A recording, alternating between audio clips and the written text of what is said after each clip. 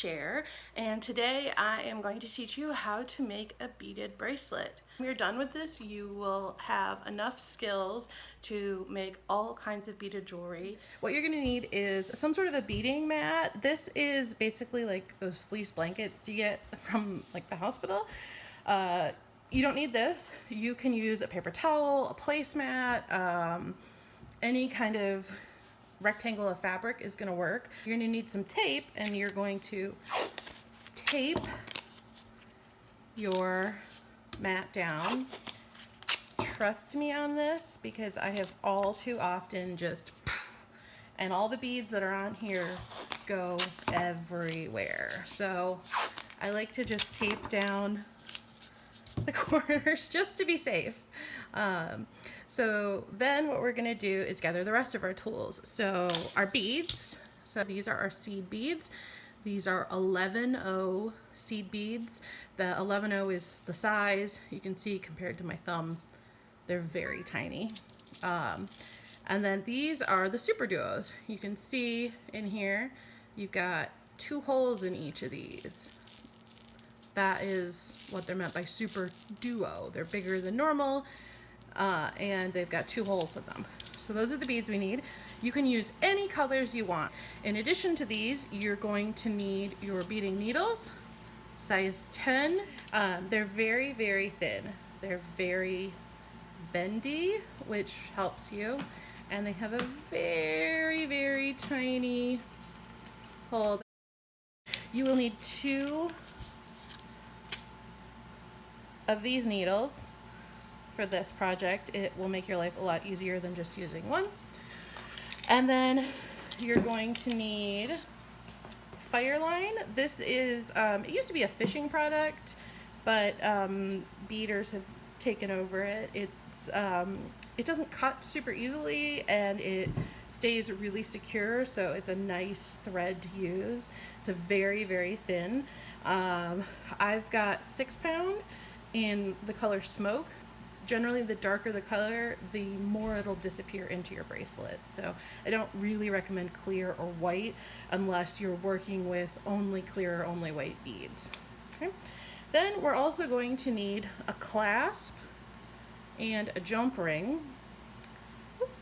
You can see that I've got mine hooked together. If you don't already have yours hooked together, they probably came like this. Go ahead and hook them together, because it will save you a lot of pain when you accidentally lose the jump ring and have to look for it. So just hook that jump ring onto the clasp. And then lastly, you're going to need either super, super sharp scissors like this. You can also use pliers that have like the wire cutter at the bottom. That works really well. Or if you shelled out for the thread Zap It 2, this tool is what beaders really, really use. It's really nice. You push this button here, and this coil at the end will heat up, and it will just totally zap the thread in half where it stands. So I'm just gonna demo that right now. It gets really hot at the end. Sometimes it'll turn red, sometimes it doesn't, but it gets really, really hot. So if you're doing this with kids, supervision is recommended. So I'm going to go ahead and just touch that wire, and there we go. It's in half. We've got, and you can see the end just clear cut. So it's really nice. It's a really nice tool if you want to spend the $10 to $20 on it. If not, scissors are fine. Okay, so to get started, what we're going to do, put everything off. We're going to start with, we got our beads here, or I'm sorry, we've got our needles here and our clasp here, and we've got our fire wire. What you're going to do is you're going to wrap the fire wire around your wrist, whatever wrist you want to wear this on, 4 times. Not particularly tight or loose, just, you know, 1, 2, 3, 4. Okay, and then, so you can see it's kind of loose, it's kind of not. You know, but it's gone around 4 times. So I'm gonna hold my finger where that went around 4 times, and then I'm gonna go ahead and cut. A way to make your cuts easier is to keep the thread taut and then kind of run the scissors into it. So you can see the scissors work fine. You don't have to purchase the thread zap. It is a nice tool, but not necessary. So then we'll go ahead and wrap up our extra, set that aside. Now we're going to take our thread, grab the two ends, if we can find them. Okay. Put the two ends together here. You can see those together. And then pull in half. So you actually are going to crease the very bottom of it. You see we've got a crease here.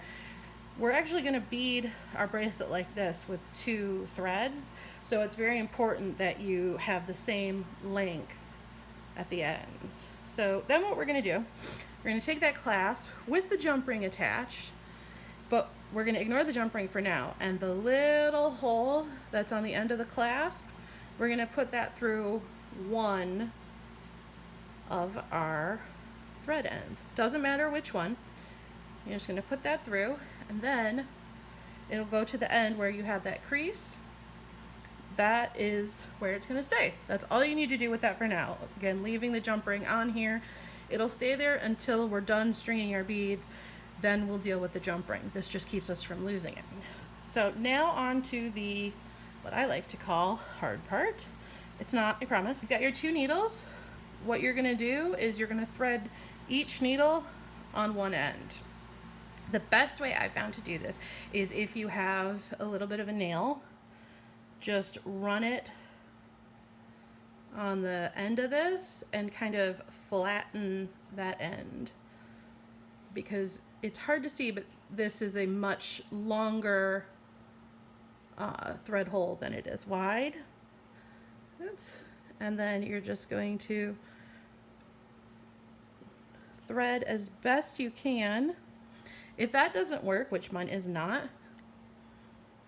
you can also run it through your teeth, kind of clamping down. Oh, that worked. As you pull through, you're just trying to flatten the end of the wire. You're just going to pull it through a few inches and then grab the other end and do the same thing.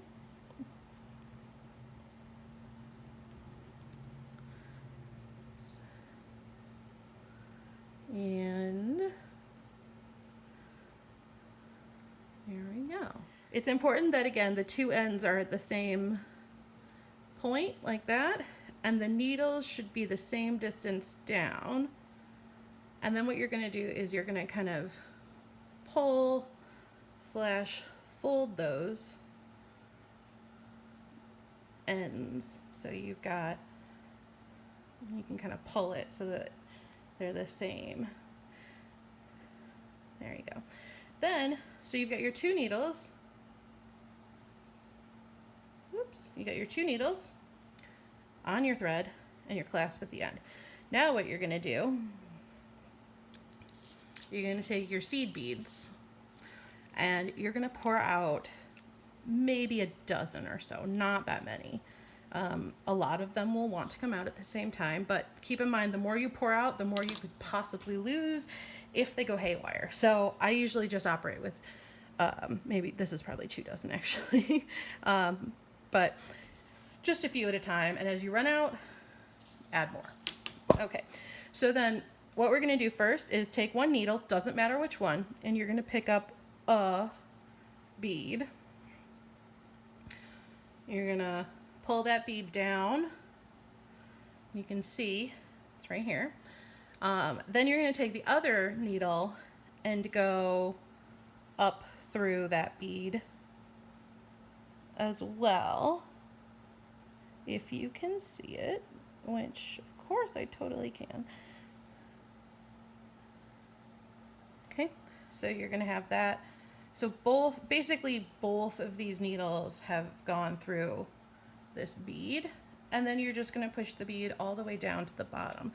This bead is going to serve as a lock to keep your clasp down here, and it also makes it look nicer when we get finished. You'll get to see what that means. So then what we're going to do is we're going to set one of the needles aside. Doesn't matter which one, but you're just going to set that aside, and then we're going to concentrate on this other needle for now. And you're going to go ahead and pick up one more seed bead, run it all the way down. So you've got one bead that is on both strings, and then one bead that is on one string. Now it's time for the super duos.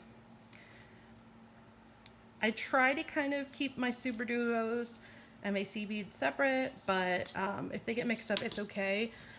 It's pretty easy to tell the difference. If you're using the same color, if they're both silver or if they're both pink, try to keep them separated. It'll just make your life easier down the line.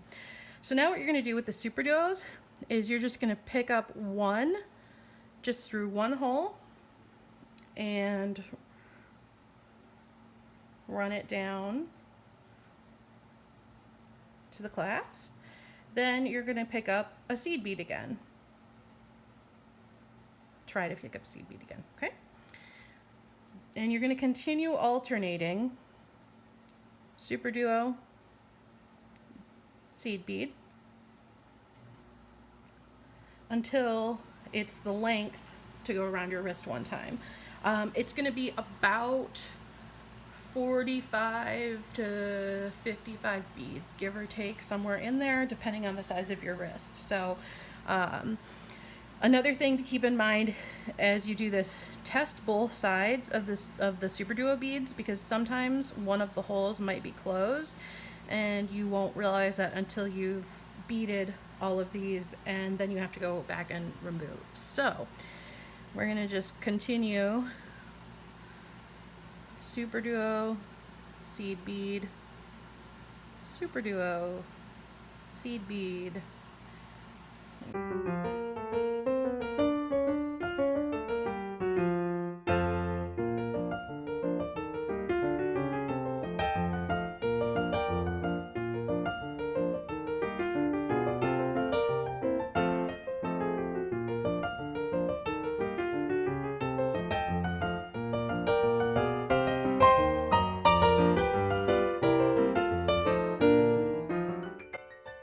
So I'm holding this at the end, and I'm gonna just wrap this around, and you can see if I pull this tight, it's actually quite long. So I'm gonna actually remove 1, 2, 3, 4 of the super duos.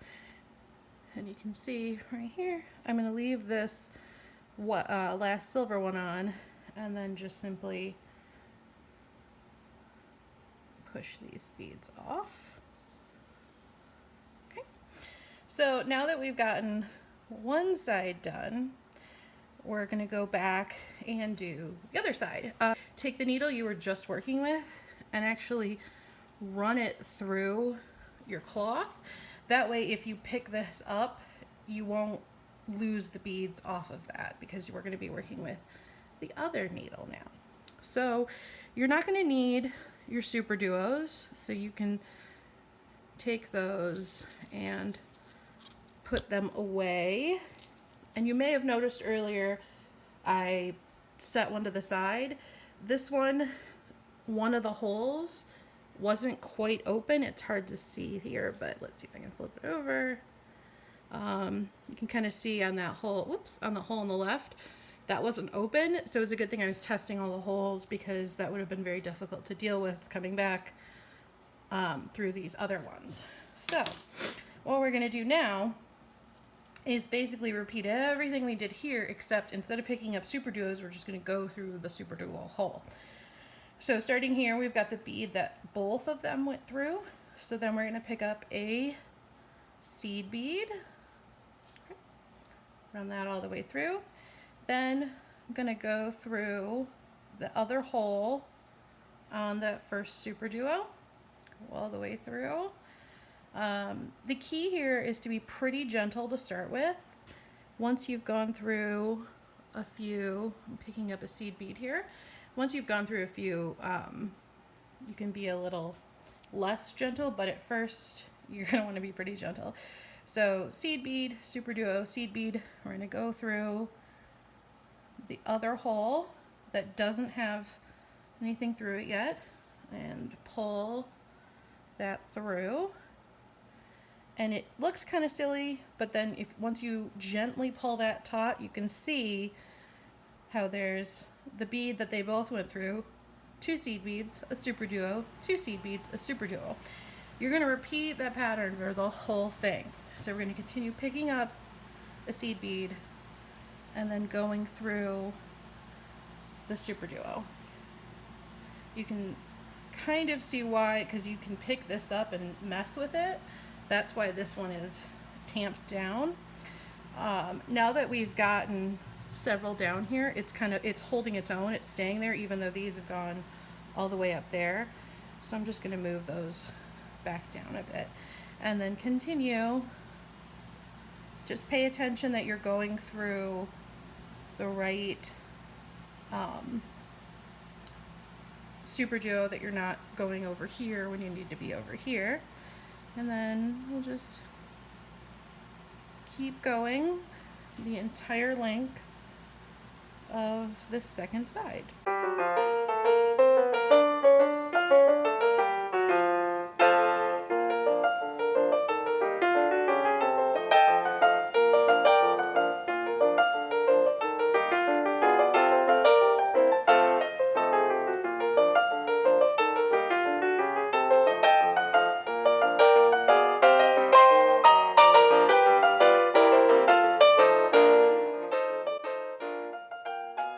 Okay, so now we've got all our beads on here, and I've ended, you can see, with a seed bead on either string. Now what we're going to do is, carefully holding the string just in front of where it ends, we're just going to size the bracelet one more time. Oop, here we go. Just pull it around. Yep, that's going to fit perfectly.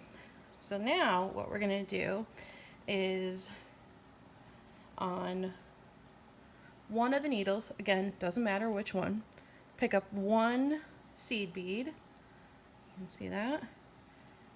Run it down, and then you're going to have the other needle go through the same seed bead. So we're repeating what we did at the beginning, and we end up with this one seed bead that will lock this all together. So now, before we go any farther, we're going to put away our extra beads because they will go everywhere. So now what we're going to do is we're going to unclasp the jump ring from the end there. Just lay that down. And then what we're going to do is, holding the threads, you're just going to kind of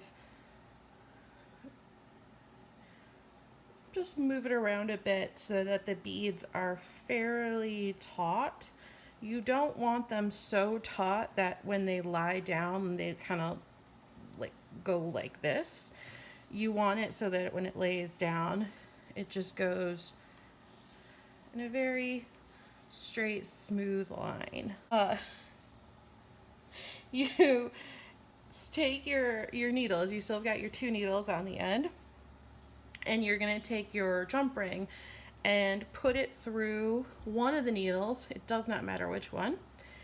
And just run that down so it's right here.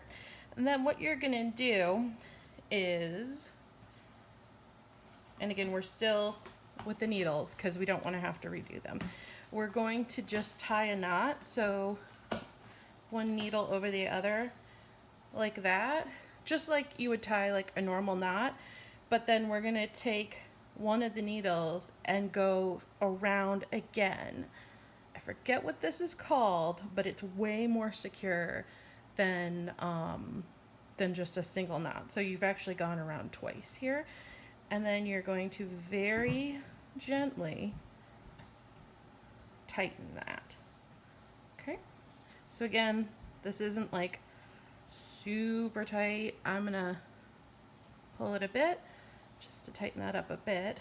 Then I'm gonna one more time. So right now this one, you can kind of see you've got this here. This thread is kind of on this side and the other thread is kind of on that side. You're just gonna run one of them through and then do that again where you have one loop and then two. And then again, pulling that taut. Okay, now the last step before we can cut anything off is we're gonna run this thread back down. So I'm gonna just pick wherever this is closest to. This thread is over here, so I am going to simply run it through that top one, that top bead that both sides are going through. And then I'm going to go down one side. I'm going to just run the needle through seed beads and superduos on the one side. And I'm going to basically, I mean, you can go as far as you really feel you want to go. 5 or 6 sets is fine. 1, 2, 3, 4, 5. You can see I did 5 superduos. And I'm going to pull that down. Now I'm going to pull the needle off on that side, and then I'm going to do the same thing on the other side. So you can see this one, I went down this side, so I'm going to go down this side now. I'm going to simply go through. Whoops. We're gonna try. It's gonna happen. This is why it's good to have this flexible needle. You're gonna go down that center one and then the left side, and you can see I'm just kind of moving it around in there, wiggling it, pushing it until I get, you can see the needle starts to come out there. That's enough. We can go down there. So then just pull that down, and again pull that needle out, stick it in your fabric. So then you're left with this. So you can either take your scissors and, as close as you dare, cut them off, or if you've got your thread zap, this is when I like to use this, because you can get it, let's get that centered there, super close. Oh, there we go. You cannot see where the other thread is at all. It's really nice.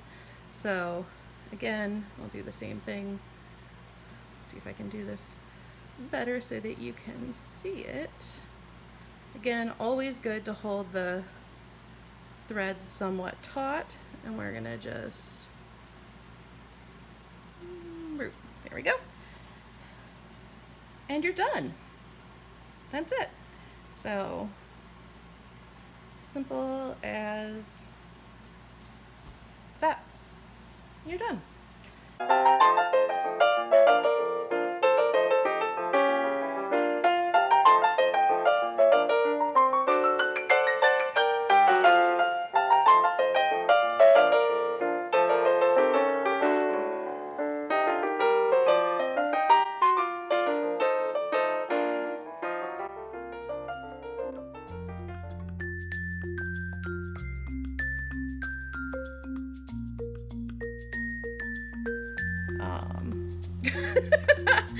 Sorry, Binks. Okay, again. Binks, really. You can see. Oh my gosh. Yeah. It's helpful not to do this when cats are around. So once you've gotten your cat out of the way, here, play with that.